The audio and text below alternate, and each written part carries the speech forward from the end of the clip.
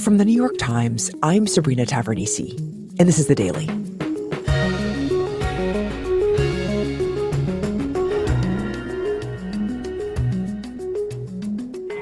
On Sunday, voters in Brazil will cast their votes in a presidential race that is widely seen as the most important election there in decades.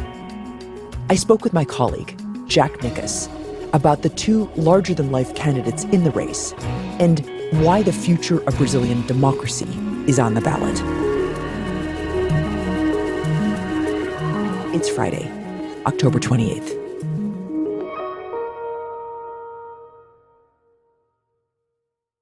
So, Jack, I'm in the U.S., where a midterm election is kind of in full swing at this point, 2 weeks away. You're in Brazil, and you are also covering an election, a presidential election. Tell me about the stakes of that contest. Well, I think this is arguably the biggest election in Latin America in decades. Brazil is by far the largest country in population in Latin America, and it is also the largest economy. But it is a country that's really been struggling. 10 years ago, Brazil was really thought to be ascendant.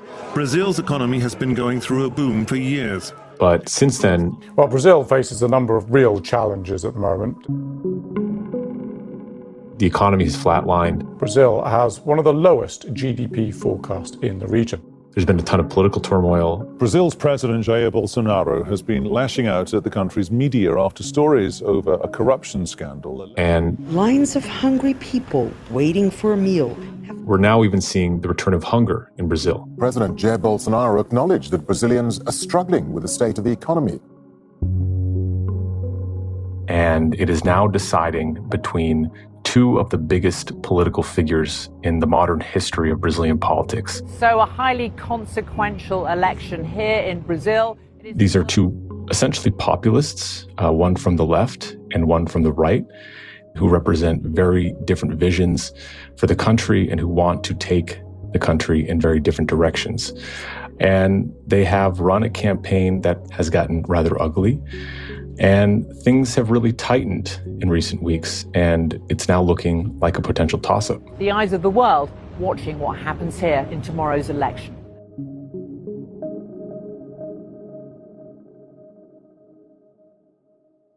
Okay, so two populists, one on the left and one on the right. Tell me about them. Who are they? So on the left, we have Luiz Inácio Lula da Silva, who is universally known as simply Lula. He's 77 years old, and he's a former president, and he is one of the most famous and important political figures in Latin American history. And that is in part because he has this really incredible political story. So he grows up in Brazil's poor Northeast in the 1950s in a shack with no electricity and no plumbing. His parents are illiterate farm workers. He didn't learn to read until he was about 10 years old, and he leaves school after the 5th grade. Now, eventually, he moves to Sao Paulo and starts working in a factory. And there he loses a finger in an accident. And, even to this day, his 9 fingers have become a sort of symbol of his working class identity. Now, as a factory worker, he becomes connected to the labor movement, so connected that he eventually rises to become the leader of one of the country's biggest unions. And then from that position, he goes on to create a political party, the Workers' Party, and begins running for political office. And over the next several decades, he and the Workers' Party become one of the most powerful political forces in Brazil, if not the most. And eventually, in 2002, he's elected president. And what did Lula do as president? I mean, what did he become known for? So Lula was elected to lead a country that had long been seen as a nation that had tremendous potential, but really had never lived up to that potential. Right. And he's arriving at a time when Brazil is just 17 years removed from the end of a brutal military dictatorship. So it's a relatively new democracy. It's still dealing with some growing pains. It's trying to find its place in the world. But Lula arrives at a time where actually there was some real economic tailwinds, and he was able to take advantage of that. And what were they, the tailwinds? So China had just entered the World Trade Organization in 2001 and was industrializing itself and had an enormous appetite for commodities. And Brazil had an enormous supply. It is a huge supplier of soybeans, iron ore, meat, a lot of things that China wanted. So he was able to create a really important economic relationship with China at that time and with many other countries to really lift Brazil's finances to, over the course of administration, become the 6th largest economy in the world, which was a huge improvement for the country. During his administration, Brazil also discovered offshore oil, which was another windfall for Lula. He famously said at the time that God is Brazilian. And as a result of these financial successes, he had a lot more money to play with. Got it. And he used that to kind of remake Brazil in a way. He oversaw enormous investments in infrastructure and education, a large expansion of the social welfare state. And over his 8 years, he was able to lift about 20 million Brazilians out of extreme poverty. Wow. Yeah, it was roughly a tenth of the country. He also was successful in lifting Brazil on the international stage. He was instrumental in getting the World Cup and the Olympics to come to Brazil, kind of seen as a coming out party for the country. And he was one of the driving forces in creating BRICS, which was this alliance of emerging economies with Russia, India, China, and South Africa. So by the time he left office in 2010, he had an 80% approval rating, which is essentially unheard of. And crazy. Obama even famously called him at an international meeting, quote, the most popular politician on earth. So it was a successful 8 years.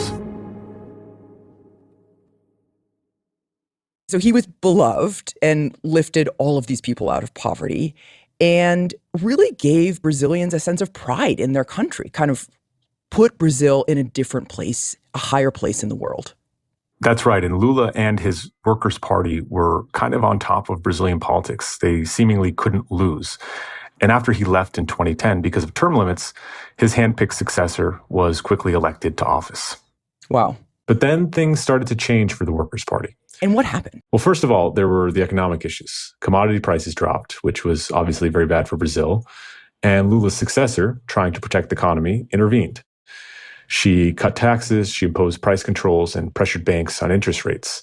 And all of this backfired. It really just made things worse. Got it. And around the same time, there was actually an even bigger problem for the Workers' Party. And that's the revelation of an enormous corruption scheme that had played out for years deep inside the Brazilian government. Basically, construction companies and Brazil's state-owned oil company had for years been paying out hundreds of millions of dollars of kickbacks to politicians and government officials in order to get public contracts. Okay. And a lot of that money went to Lula's key deputies and allies within the Workers' Party. Nearly 300 people end up arrested in this corruption investigation.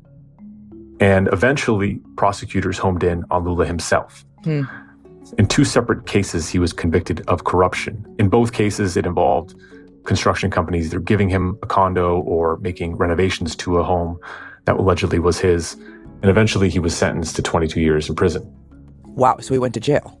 That's right. Now, he's always maintained his innocence and kind of framed this as political opponents trying to prevent him from running for president again.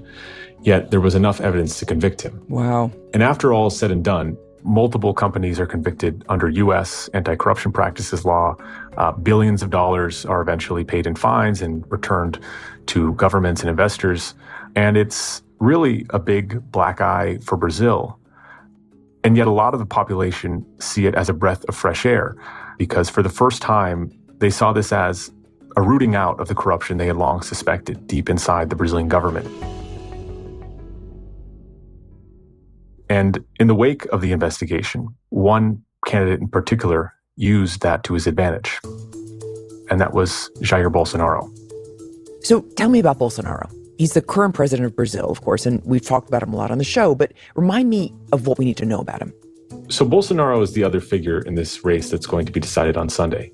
But when he first ran for president in 2018, he was already a character on the political scene. He's a former army captain. He had spent 3 decades in Congress, but was more known for saying offensive things on the far right of Brazilian society. You know, for instance, he once suggested to a rival lawmaker that she wasn't worthy of being raped. Whoa. He also had said that he wouldn't be capable of loving a gay son. So he made a lot of headlines for these sorts of things and wasn't really considered to be a serious politician. But in the presidential election of 2018, and in the wake of this investigation, he arrived with this enormous political momentum. And that was in large part because he hammered on the corruption of the Workers' Party and of Lula and talked about how he would build a government that would further fight this corruption. And it worked with voters. In 2018, he won the presidency. So in some ways, Lula's fall leads to his rise. That's right. And he also took advantage of this sort of wider global right-wing populism that had lifted other candidates like Donald Trump to office. I was going to say, it sounds a lot like Donald Trump's candidacy. Completely. Bolsonaro for a long time has been called the Trump of the tropics. And the Trump of the tropics. I think the comparison is apt. And like Trump, the 4 years of his first term were tumultuous. Tell me about what happened. What happened in his first term? Well, he kind of came in with a scorched earth approach. He attacked the press, the judiciary, his political opponents, environmentalists, health professionals, many of his peers across Latin America. But what I think is clearly the most notable thing that happened in his first term was that in his second year in office, the pandemic arrives. Right. And Bolsonaro, much like Trump again, was someone who was very skeptical of the scientific consensus about social distancing and masks and even vaccines.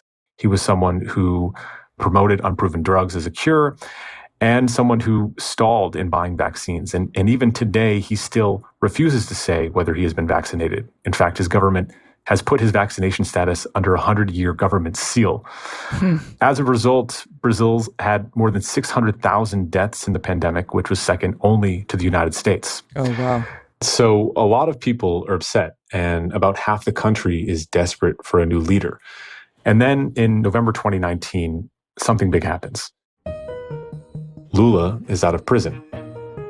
So basically, after 19 months in prison, the Supreme Court ruled that he had been tried in the wrong jurisdiction, and also that the judge in his case was biased. What this means is his convictions are nullified. It does not necessarily mean that he's been absolved or that he's been found innocent, but it does mean that he could run for president again. And that's what he does.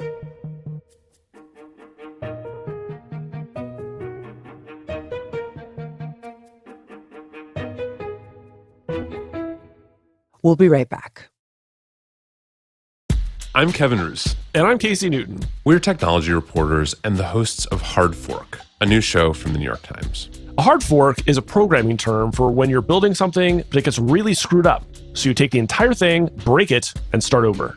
And that's a little bit what it feels like right now in the tech industry. Like these companies that you and I have been writing about for the past decade, they're all kind of struggling to stay relevant. Yeah, I mean, a lot of the energy and money in Silicon Valley is shifting to totally new ideas. Crypto, the metaverse, AI. It feels like a real turning point. And all this is happening so fast. Some of it's so strange. I just feel like I'm texting you constantly, like, what is this story? Explain this to me. And so we're going to talk about these stories. We're going to bring in other journalists, newsmakers, whoever else is involved in building this future to explain to us what's changing and why it all matters. Hard Fork from the New York Times. Listen wherever you get your podcasts. Okay, so Lula is out, and now you have this kind of incredible battle between the former president on the left and the current president on the right, and it's down to the wire. Yeah, it's pretty dramatic. If you're on the left in Brazil, this is a moment where the man who lifted Brazil up is suddenly back to save it from this far-right, dangerous president who is bringing Brazil down the wrong path. And if you're on the right, instead, it's this ex-convict who had overseen all of this corruption for years in Brazil, who was suddenly trying to get out of prison and take back control of the country. And as a result, a lot of this campaign has been pretty ugly. Pare de mentir. Por que você mente descaradamente? Eu tô falando. É mentira sua.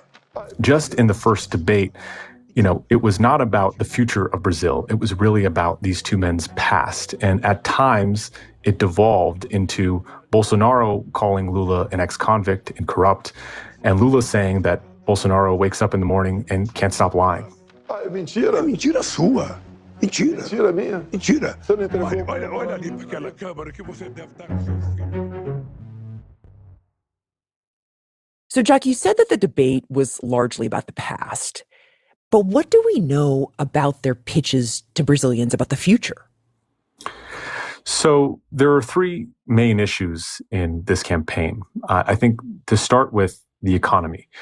So Lula, a traditional leftist, has pitched the public on rather vague plans to increase taxes on the rich in order to increase services for the poor. He talks a lot about expanding the social welfare programs that he first introduced in his first administration, essentially increasing the minimum wage, trying to reduce inflation, and giving more money to those who need it from the government. Bolsonaro, meanwhile, surprisingly, has been giving out a lot of money to the poor as well, especially recently as he's been trying to get reelected.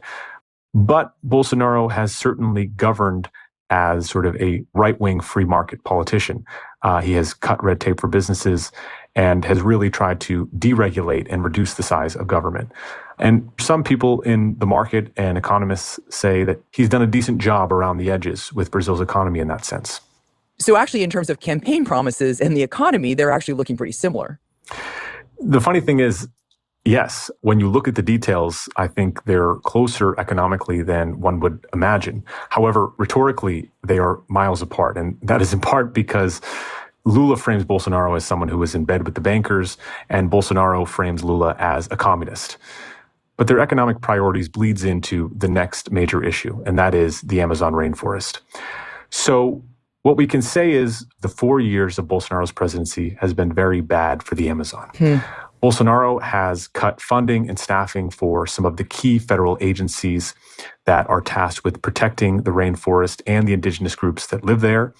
And he has also championed many of the industries that exploit the forests. And that has really emboldened a lot of the illegal loggers and ranchers and miners who've invaded the forest and a lot of the indigenous protected territories in order to extract wood and natural resources from the Amazon. And as a result, deforestation has soared on his watch. Yet Bolsonaro has run on protecting the forest. He has said that he will increase enforcement, and that really goes against what the reality has been in his administration. Lula, meanwhile, has a much better track record on the Amazon. He reduced deforestation during his 8 years in office, and he has run on a promise to eradicate illegal logging and mining during his administration, though where that fits in on his priorities is not exactly clear. And how else are they different? I would say that, probably the most significant difference, and really where a lot of this campaign has been focused, has been on the culture wars. So Bolsonaro has found that it is politically very popular for him to frame the left as a party that is trying to do away with the traditional Brazilian way of life. In fact, he generally talks less about the economy and more about protecting Brazilians from things like gender ideology or the sexualization of children, abortion, censorship of social media, lies from the press. And it's another way that the Brazilian right has begun to resemble the American right and the larger right-wing populist movement across the world. Really relying on these hot-button cultural issues that, in a lot of ways, politicians in America rely on too. Exactly. It's really the cornerstone of the Bolsonaro campaign and political movement, frankly. And who supports that? Who's his base? His base has often been described as Bibles, beef, and bullets. And that is the large evangelical population in Brazil, the large agricultural industry in the country, and also the law enforcement and military, all of which largely side with Bolsonaro, and many of whom really relate to some of these cultural issues. Got it. Okay. And what about for Lula? Who's his base? So Lula has really built his base on the working class. It has been his political identity from the beginning. Brazil is a country that has a very large working class and is true to his roots as a person and as a politician. But in this campaign, he has also succeeded in building a really wide tent from the center to the far left. But now there's a big question about whether or not that coalition is still going to be enough with the sheer strength of the Bolsonaro movement. Okay, so who's going to win? Well, first of all, to win the presidency in Brazil, you need at least 50% of the vote. And on October 2nd, there was the first round of voting with Bolsonaro and Lula and a number of other candidates. And at the time, the polls had actually indicated that Lula had such a wide lead, he might even be able to surpass that 50% threshold and win the election outright. But instead, the polls were off. Bolsonaro did much better than expected, and the race went to a runoff. Lula still has a slight lead, but we've already seen that the polls are underestimating Bolsonaro. So it comes down to Sunday, and it's really too close to call right now. So what happens if Bolsonaro wins? If Bolsonaro wins, he's going to be emboldened and with a new mandate to carry out many of the same policies that he started in the first term. And he's going to have much more power. And that's because his party won the most seats in Congress in the first round. And he's now going to have even more control over the different branches of government. And there will also be a sense of vindication after he had told everyone that the polls were underestimating him, that people were counting him out. Now he's back for a second term. And it means that the Brazilian people like his brand of governing. Okay, so what about the flip side? Say Bolsonaro loses. Well, that has the potential for a darker scenario. So for almost 8 years, Bolsonaro has been casting doubt on Brazil's election systems. Oh, wow. Brazil uses electronic voting machines. It is actually the only country in the world to use a fully digital system without paper backups. And to Bolsonaro, that is a fatal flaw in the system. He says it's impossible to audit, and therefore it's impossible to know whether or not there was fraud. So for years and years, he has questioned the reliability of the elections. And he has really relied upon anecdotal evidence and inaccuracies and frankly, downright falsehoods. Much like Trump in the US. Exactly, and it seems to have worked. Polls have shown for months that roughly 3 out of 4 of Bolsonaro's supporters trust the voting machines only a little or not at all after years and years of Bolsonaro's rhetoric against them. And given the fact that the election has now tightened, it could mean that we have a scenario in which Bolsonaro narrowly loses the election and refuses to accept it. Oh, wow. The concern in Brazil and in the international community is that millions of his supporters then go along with his attempts to hold on to power. And Bolsonaro has refused to say outright that he would accept the results of the election, always hedging he would only accept a clean election. And at times he has had even more worrisome rhetoric. Last year, for instance, to an enormous crowd in Sao Paulo, he said there were only going to be 3 outcomes to this election. He would be either arrested, killed, or reelected.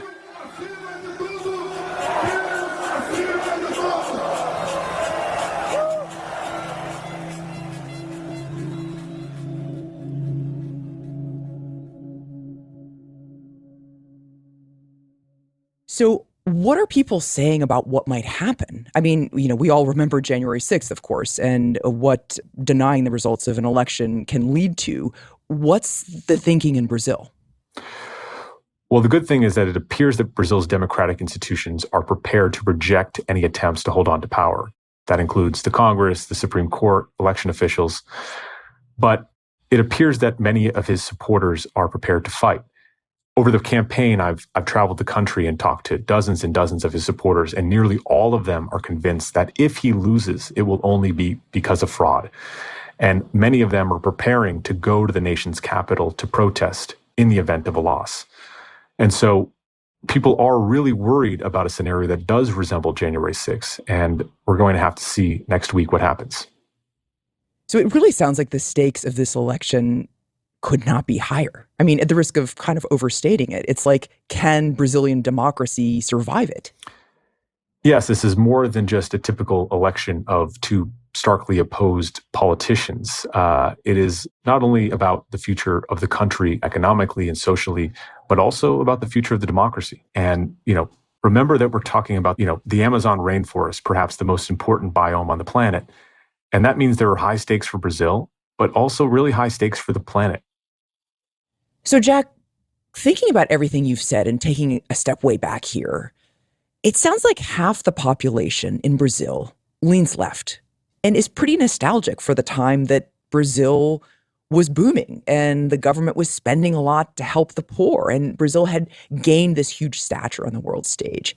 And the other half of the population leans right. And they are pretty distrustful of institutions. And they want a Brazil that puts these cultural issues you've been telling us about front and center. That's right. The country is deeply split. And neither of these men have really presented clear visions for lifting Brazil out of what has been a lost decade. And as a result, it appears that the path forward is really trying to manage. Bolsonaro is talking about protecting the social values of the country, and Lula is talking about making sure people get 3 meals. There is no longer a vision for Brazil that is about a new path forward and becoming a global power. It's more about getting by. And I think that's been striking in this election, that this is not the Brazil that won the Olympics. It is a Brazil that is in a different position and is now choosing between 2 men who are really about the past in this country, which has been difficult, and not so much about the future.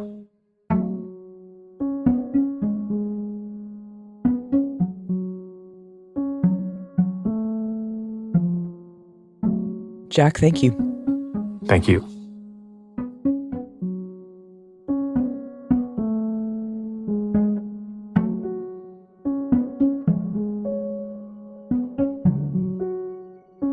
We'll be right back.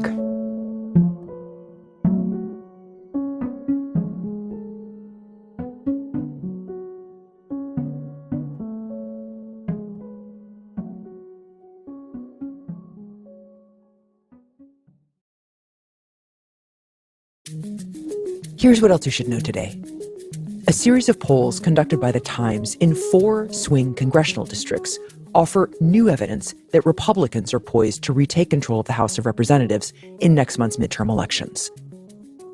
The poll found that voters in 3 of the 4 districts are more focused on economic issues than on social ones, and that the vast majority of voters worried about the economy plan to vote for Republicans.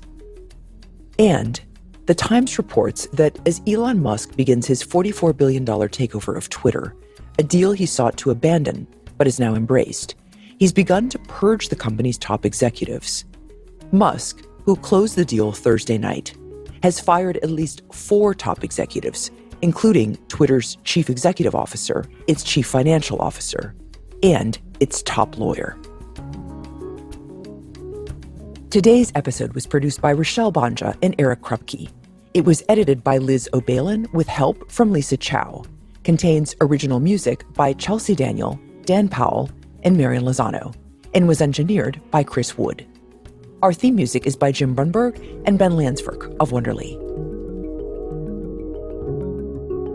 The Daily is made by Rachel Quester, Lindsay Garrison, Claire Tennisketter, Paige Cowett, Michael Simon Johnson, Brad Fisher, Chris Wood, Jessica Chung, Stella Tan, Alexandra Lee Young, Lisa Chow, Eric Krupke, Mark George, Luke Vanderplug, MJ Davis Lynn, Dan Powell, Sydney Harper, Robert Jimison, Michael Benoit, Liz O'Balin, Astha Chaturvedi, Rochelle Banja, Diana Wynn, Marian Lozano, Corey Schreppel, Anita Badajo, Rob Zipko, Alicia Baitub, Muj Zaidi, Patricia Willens, Rowan Nemisto, Jody Becker, Ricky Novetsky, John Ketchum, Nina Feldman, Will Reed, Carlos Prieto, Sophia Milan, Ben Calhoun, Susan Lee, and Lexi Diao.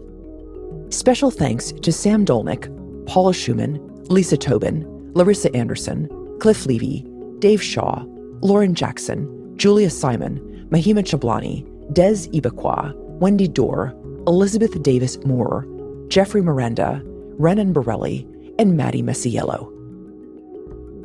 That's it for The Daily. I'm Sabrina Tavernisi. We'll see you on Monday.